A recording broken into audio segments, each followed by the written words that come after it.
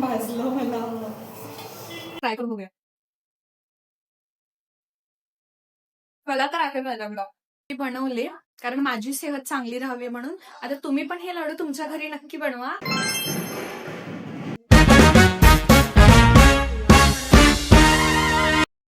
Hello everyone and welcome back to my channel. तर आजचा video एक नॉर्मलच असणार आहे. आज म्हटलं ऑफिसला पण सुट्टी आहे तर काहीतरी नवीन करूया किंवा माझा डे इन माय लाईफ अशा प्रकारचा हा व्हिडिओ. आणि मला या व्हिडिओमध्ये एक नवीन डिश असं नाही म्हणता येणार, एक सीड लड्डू जो इंस्टाग्रामवरती व्हायरल होतोय तो मला बनवायचा आहे.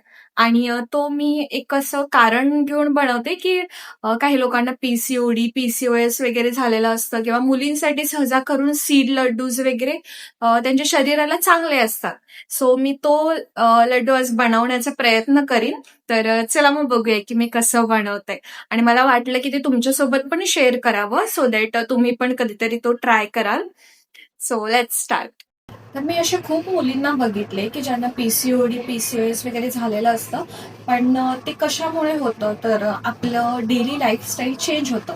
आम्ही काहीतरी बाहेरचं ऑइली फूड खात बसतो. परत आम्ही पॅक जे लॉंग टाईमसाठी पॅक्ड फूड असतात ते खातो, चिप्स वगैरे.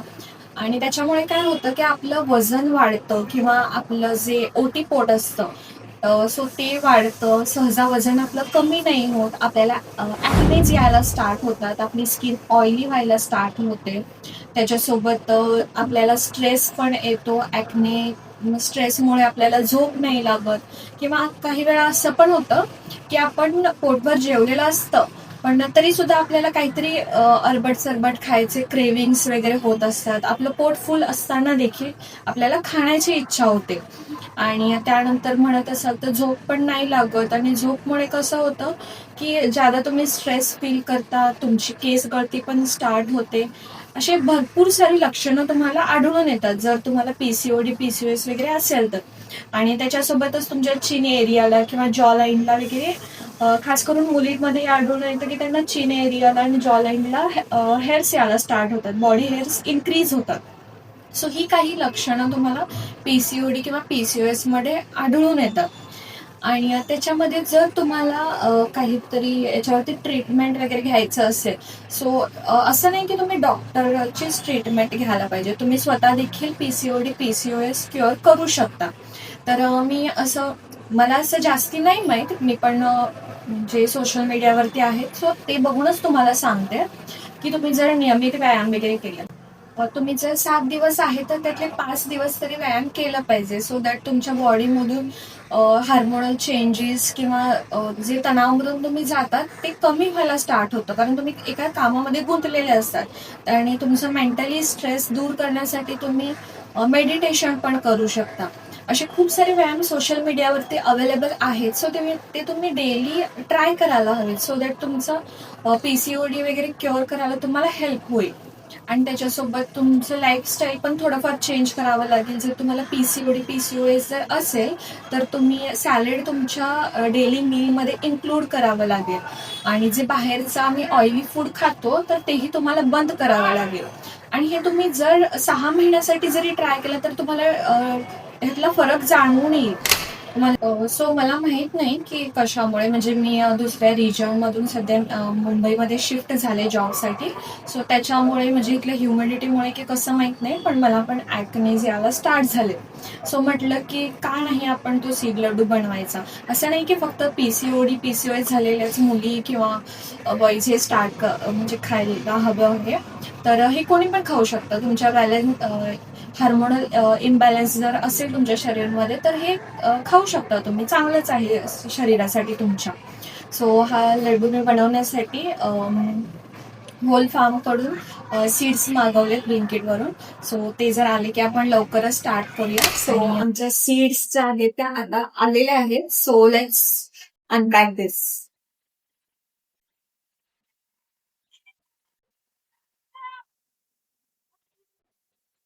सो हे बघा, मी हे जे सगळं प्रोडक्ट्स आहेत ते होल फार्मचे मागवलेले आहेत.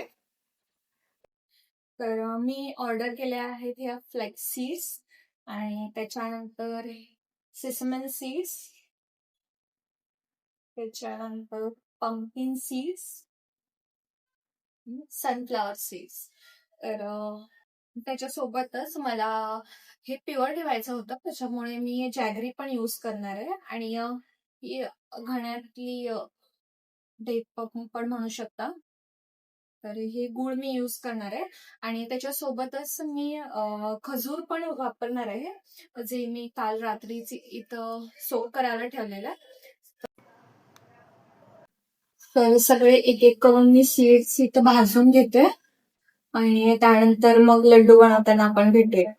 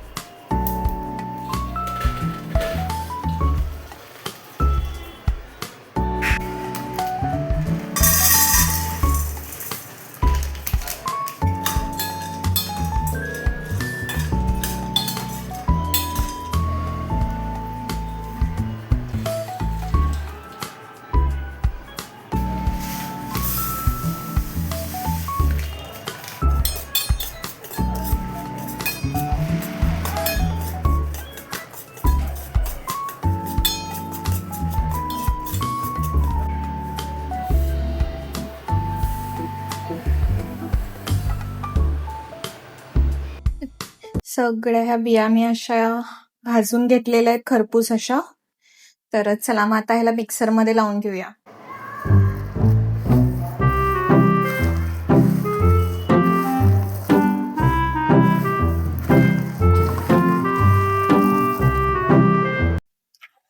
आता या बिया मी मस्तपैकी मिक्सरमध्ये याचं वाटण करून घेते.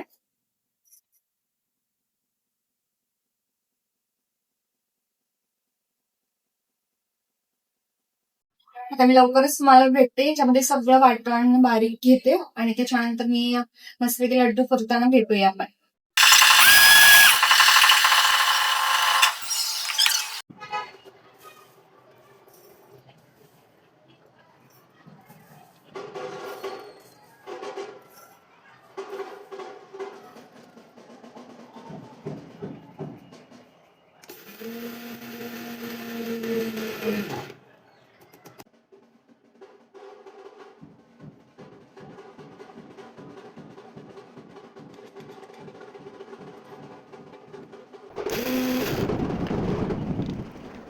आता मी इथं जे मी काल रात्री सोक केलेले खजूर होते, तर त्यातल्या मी ज्या बिया असतात ते बाहेर काढून घेते आणि त्यांनाही बारीक असं वाटण करून घेते त्यांचंही, आणि ते त्या बियांच्या मिक्स पावडरमध्ये मिक्स करूया आपण. तर हे पहा, अशा प्रकारे मी त्यातल्या बिया काढून घेतल्या. आता खजूर मी बारीक करून घेते.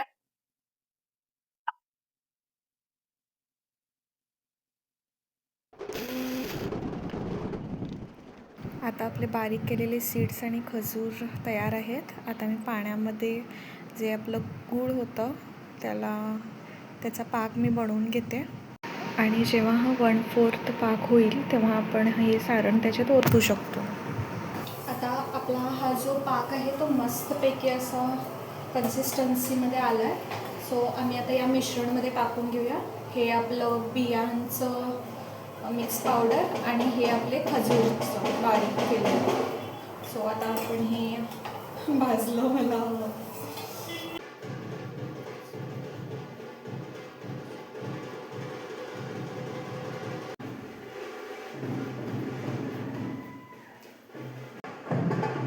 जर तुम्हाला पाक चेक करायचा असेल तर तुम्ही असं वाटीत पाणी घेऊन त्यातून थोडासा असा पाक टाकला आणि जर त्याच्या गाठी वगैरे तयार झाल्या तर तुम्ही समजू शकता की आपला पाक रेडी आहे लाडू बनवण्यासाठी.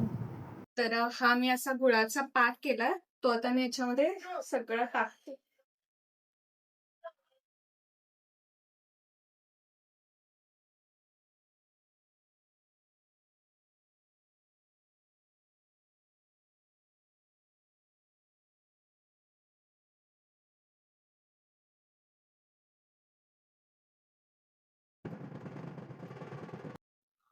तर हा जो पाक आहे तो आम्ही आता मस्तपैकी एकत्र करून घेऊया.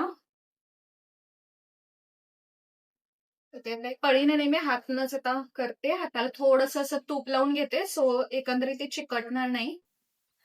तर मी हे असं घरून तूप आणलेलं तर हे तूप पळीने टाकते.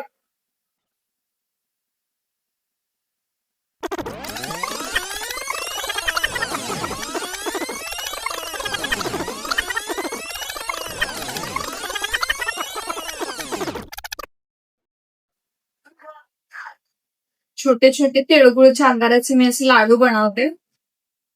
आणि हे बघा आमचे लाडू मस्तपैकी वळत आहे.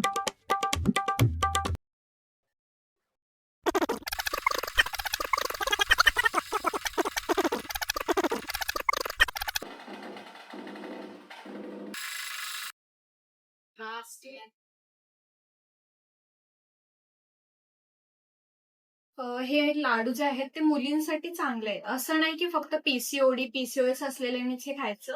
तसंही तुम्ही खाऊ शकता. तर का नाही मी पण बनवत.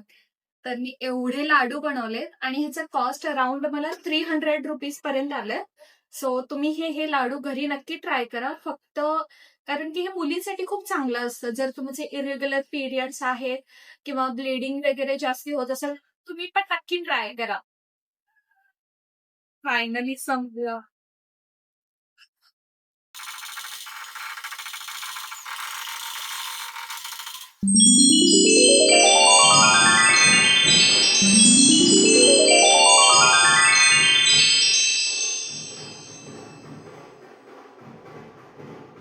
हे लाडू जे आहेत ते मुलींसाठी खूप चांगले आहेत. सो जर मुलींना तुम्हाला तुमची सेहत चांगली ठेवायची असेल, तर हे लाडू तुम्ही घरी एकदा नक्की बनवा. तर फायनली मी बनवले. आता चला एक ट्राय करून बघूया.